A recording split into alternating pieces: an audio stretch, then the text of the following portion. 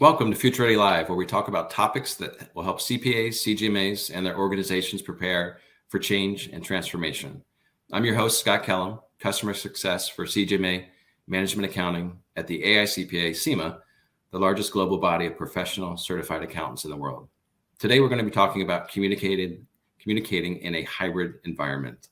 Joining me is Julie Holunga. She's an MBA, an executive leadership coach who helps driven professionals build leadership skills that lead them to their next level of success. She's a certified executive coach under the International Coach Federation and is a certified master trainer in emergenetics. She's also a TEDx presenter, a member of the Forbes Coaches Council, and a certified women business enterprise. Hello, Julie. Thanks for joining us today. It's good to see you, Scott. I have a number of questions when it comes to hybrid environments, and so I'm just going to start here and let's see where it goes. So I guess the first question is that employees are hiring in a hybrid environment, and I guess it's becoming the norm now. As a leader of a hybrid team, how would you balance people in the office while others are remote, and what can be done to help the communication be more effective? Right. So I think of a few different things that can be done, but the biggest thing that I remind leaders all the time is to weigh them equally. So if you are, the positive thing that's happened in the last few years is that we're able to expand our our area of hiring, because we're not just looking for someone locally. But when you're, let's say, in a meeting or thinking about a new product or a new service, or you're problem solving and you walk down the hall, or you see someone that's just easy, right? And so you just engage with them. And it's really important that leaders are deliberate about picking up the phone and calling someone who might not physically be there, regardless if they live in your city or not. But really not just sort of reacting to who's right in front of you, but thinking about who else could I be in touch with. And when we're in a meeting, I see this happen all the time. And you have some people who are physically in the same space, and then you have a number of people who are working in a different location. Oftentimes the people who are together, obviously, are more engaged in terms of they're more talkative, or they're sharing more information. And simply by having that person who's remote and not physically there, it takes a little bit more time or energy for them to jump into that conversation. So the recommendation that I always make is that when you have the hybrid and the in-person, you don't want to dissuade people from coming together, but the number one thing that they can do to have those conversations be most effective is to call on the remote people first, because naturally the people in the room are going to participate easier. So if you can, as the leader, as the person running that conversation, just say, hey, Scott, what do you think about this? And get them engaged first, especially early on in the meeting. That tends to lead to better conversation and makes them feel more inclusive in that discussion. Okay, so two questions come to mind as far as that goes. So if you have a strong verbal person in the meeting and you have people remote, how do you overcome that one strong verbal person from basically taking up all the time and not allowing the other employees? Yeah, well, and I would say that. Yeah, I would say that's the case regardless if it's a hybrid environment. How do you manage that personality? So what I would say is hopefully there's trust there, right? That you've established trust between these two individuals, and that you can have an honest conversation and say, hey, I know you have a lot of thoughts. I want to hear what you have to say. I want to hear your opinions or your perspective. And we're trying to really make sure that Katie is engaged. So I'm going to ask her to speak up first, but don't worry. I am going to have you jump in, but just know that there are going to be times that I have people, I'm going to ask certain people to jump in before you. And typically what I hear is that people are able to have that conversation, put humor into it. I already know you got something to share, right? Like if you can bring humor in, that certainly helps. But people understand that this is, we've changed the way we operate, and we have to change how we communicate. And hopefully that comes across pretty light and easy basically bottom line, don't worry, you're going to have your time. You're going to be able to share what you have to say. And another one that comes to mind, and I know that we work with different companies around the world, so globally cultures can be different, but the camera on, camera off sort of deal. Yeah. How do you? We'll ask people to turn it on, and sometimes it happens, sometimes it doesn't. But I certainly, it was tough for me at the beginning to turn it on, but now I feel weird if I have it turned off. So how can you? Any hints as to how you can get people to flip that switch on as far as the camera? Yeah, and it's interesting, isn't it? Like over the years, how that has shifted. Like I feel, initially people shared, or they didn't share because they didn't like their backgrounds, or they were like my client the other day was in her bedroom. That's where her office is. She lives in New York City. She doesn't have a separate space. So I think Zoom was really good, and Teams and Google Meet in like blurring the background, right? So that helped things. And then I think we went through this phase of like, I have Zoom fatigue. I don't want to share at all. And what I am encouraging my clients to do is to share cameras on and to create that culture, because what's happening is when you have your camera off, people are making up stories in their head. Their brain, with a lack of information, their brain is making up a story to protect themselves. So what I say to people is, I don't care what's in your background. I don't care if you have or haven't showered. If you just worked out, I'm jealous. Good on you. I don't care. It does not matter. I mean, I had my client yesterday. She showed up. I didn't realize she had just worked out. And I said to her, she has curly hair. I have curly hair. We discussed these things. And I said, your hair looks really good. And she said, oh my gosh, I just worked out. It looks awful. I had not noticed, right? We think of those things, but no one else thinks of it. But the best tip that I got from a colleague of mine that has really helped me is to hide self-view. Because when are we ever in a conversation where we're looking at ourselves, like we're not in, you and I having, coffee, and I have a mirror in front of me looking at myself, right? That never happens. So if you can hide where you don't see yourself, it really reduces any anxiety or Zoom fatigue that you may have. So what I recommend for people is, you log in, have it on. This is what I do. Zoom has this setting. You log in, you make sure everything looks right, everything's in place. There's no, nothing astray, and then hide self-view. Okay. And it makes a world of difference.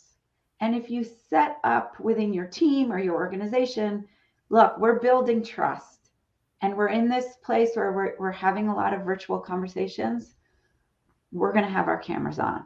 And you just set that standard and let people know it doesn't matter. I mean, I have some of the greatest stories of trust being built because of things like mishaps that happened.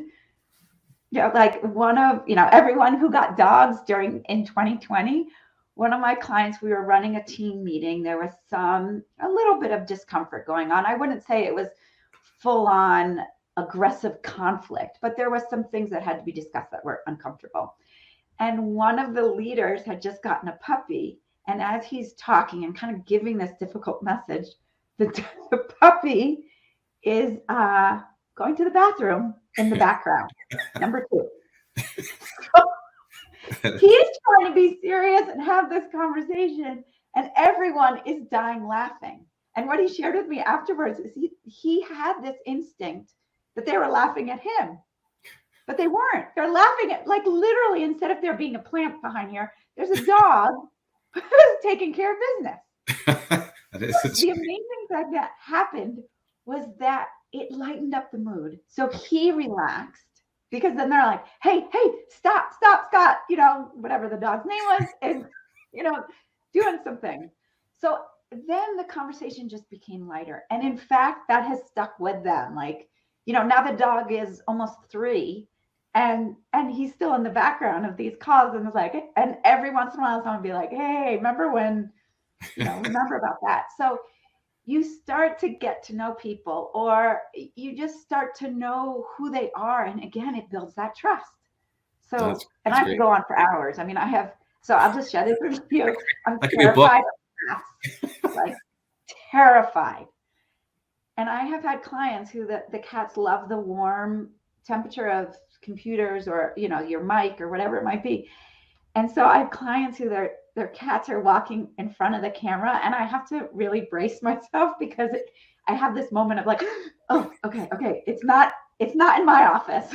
It's not gonna do anything for me. So, but again, it's just sharing and really building that trust between individuals and teams. No, that makes total sense. So don't necessarily make a requirement, but create verbalize it's an opportunity to get to know each other that we wouldn't otherwise, and be more connected.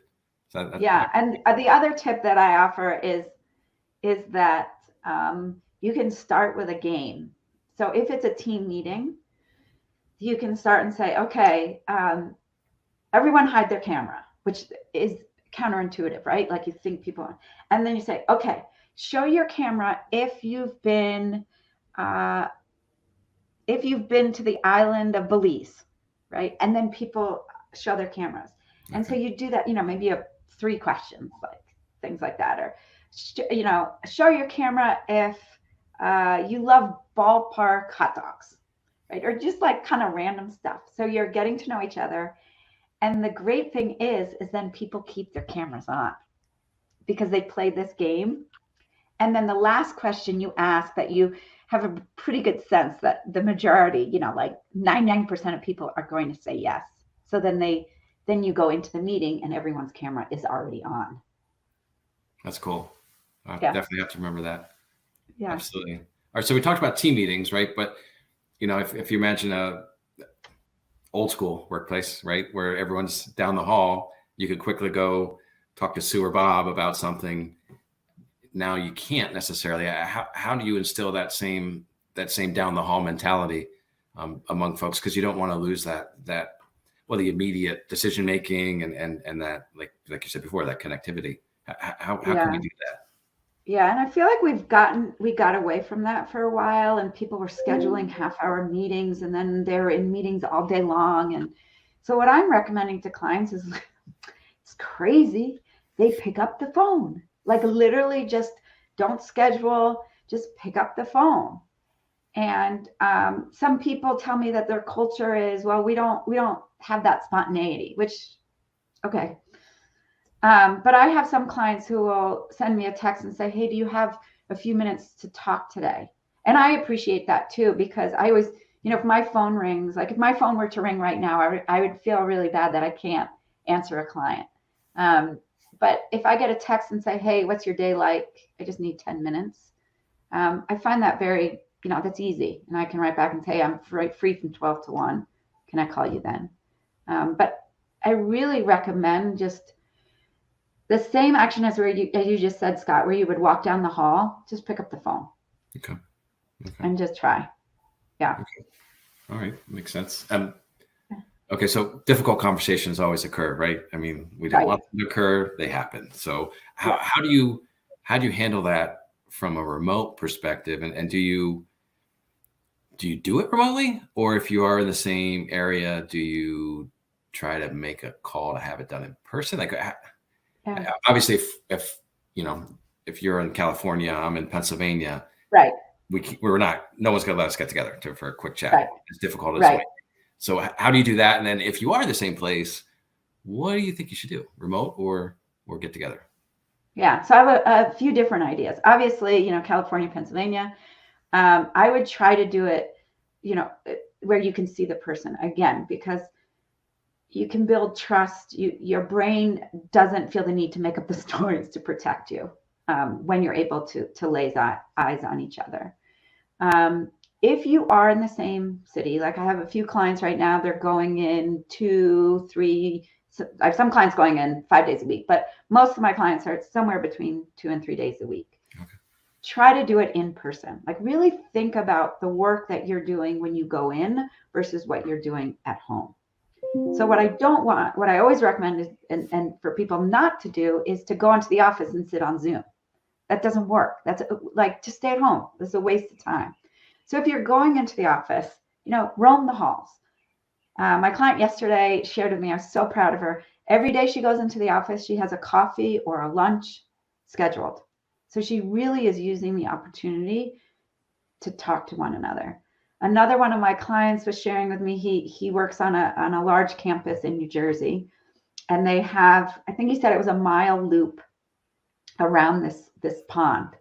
And so he will, when he has to have a difficult conversation, he'll ask the individual to go for a walk, because movement helps our brain absorb information. It tends to kind of lower that barrier or that defense mechanism. And so, and also similar to anyone who has teenage kids can appreciate this, being side by side in a car, you can have a hard conversation much easier, right? Which I know is counterintuitive to, I said, like on Zoom, so you can lay eyes on one another. But I find that works really well.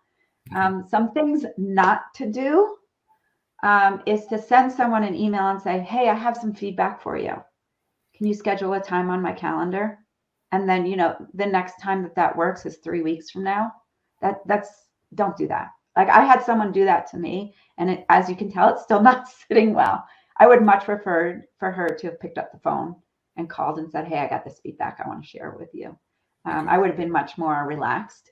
No one likes to get a text or an instant message or anything that says like, hey, I got some feedback for you. Because we automatically are like, right? And our shoulders become our earrings. And so if you can do it in person, and the other advice that I always give is to recognize, I could talk for a whole hour about difficult conversations, but going into that conversation, even though it's a few minutes before getting together with that person or jumping on Zoom, to recognize the thoughts in your head. Like, what are the things you're telling yourself? What's true? What's a story?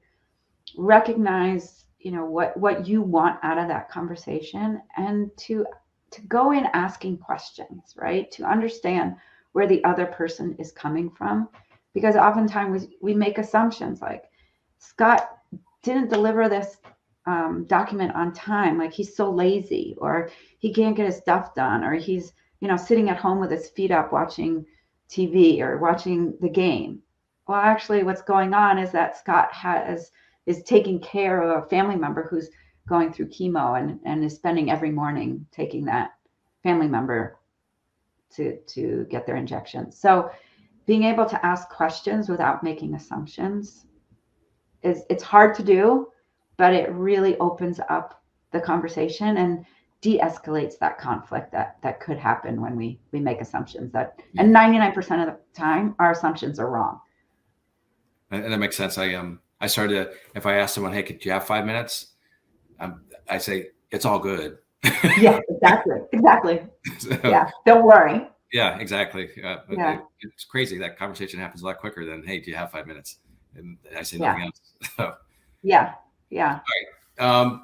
So as far as this is going to be a combo question, Zoom fatigue and then trying to re-engage your team. So how do you get over Zoom fatigue and how do you re-engage a team that you feel needs a shot in the arm? Yeah. So the Zoom fatigue, definitely my number 1 through 10 tips is turn off self view. Another one is to try, does everything need to happen over Zoom? So I've now started offering the last couple of months, offering my clients, like, if you want to have a coaching session and we can do it over the phone and we both walk. And I have been blown away by the depth of the conversation and the realizations that people have because they're not sitting in front of their screens. And it's this conversation that they think it's, this is really upsetting me, or this is bugging me, or I'm challenged by this because of this. And we walk and all of a sudden it shifts. So if you're in the environment, like I have clients in New York City and I don't care if I don't care what you look like. I don't care that there's sirens in the background, as long as we're having a strong conversation. And it's really good for both parties, right? Not just when there's a difficult conversation to be had, right? If you're trying to think of a new way of doing something, you're trying to get those creative juices going, movement is great to do it. So that's one. In terms of team re-engagement, one of the things that I love to do is to try doing things differently, right? So you can have walking meetings, but bringing people together and having different voices coming up. So we talked about, that strong personality that always speaks up. So asking that person, let two other people speak before you speak, and engaging them by learning something different about each other. So one of my favorite things, I did this with a team, well, actually with an entire firm, because they had, I think it was 60% new people, because they'd grown so much in a couple of years, and they had 60% of people who didn't know each other.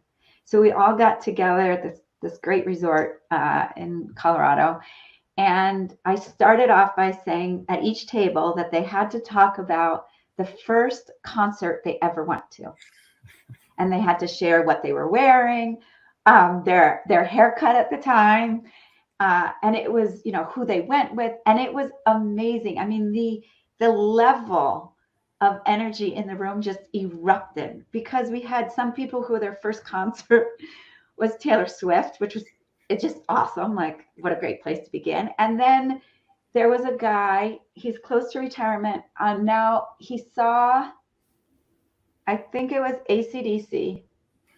And so just, and this is so funny because he's totally bald now, but he found a picture where he had this long hair, so all of a sudden you start to get to know someone so much better. And then someone else talking about how they saw the Rolling Stones and got backstage, and it was just unbelievable. But what it did was it got people to know each other on a whole different level.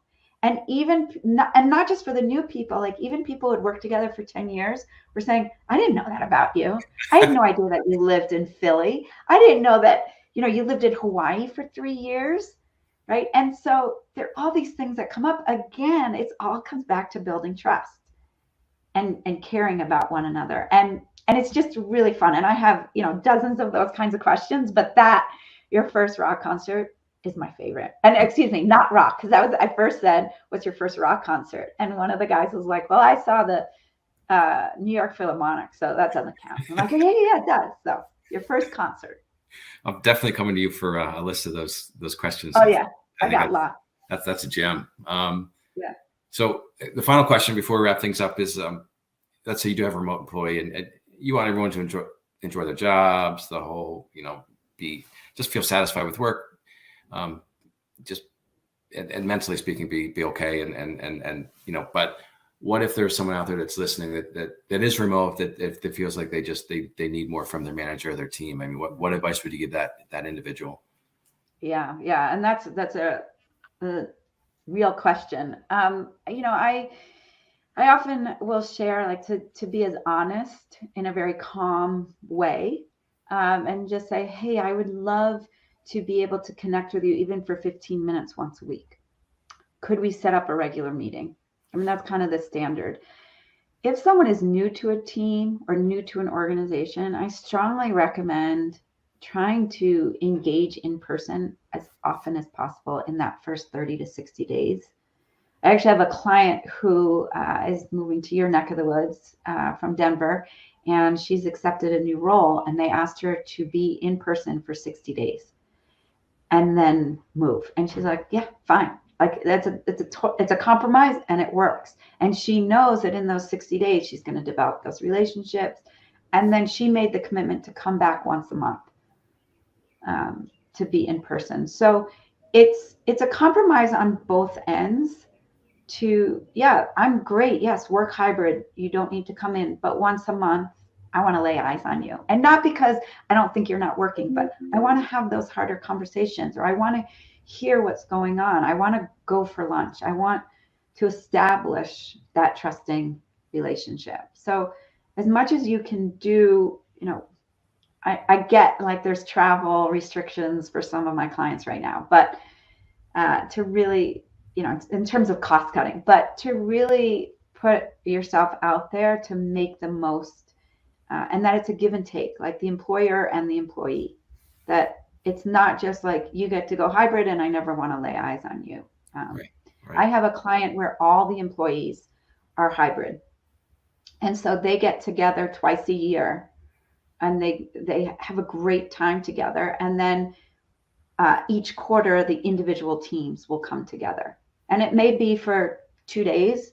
When I know twice a year, it's more like 4 or 5 days, but it really makes a difference in terms of what they're able to accomplish and how they deal with challenges.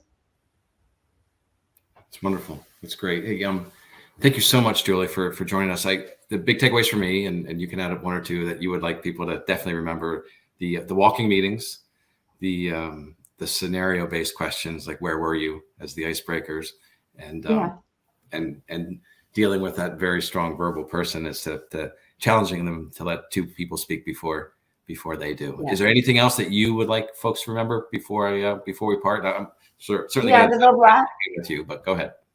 Yeah, the last thing I think about is to always look for, when you're in that difficult conversation, regardless of being hybrid or together, that you really try to find the similarities and emphasize those, as opposed to focusing on and emphasizing the differences. Makes sense. So everyone out there that wants to link in with Julie, you can do it. She is Julie Holunga, and that's HULUNGA. And your Twitter account is @Julie Holunga. Yes. And hopefully we'll get together again and talk about some other topics, such as emergenetics. I'm very curious about that. But yes, definitely, Scott. In the meantime, thank you for joining, and don't miss our other Future Ready live sessions. We'll be back here on LinkedIn the first and third Tuesday of each month at noon Eastern. See you then.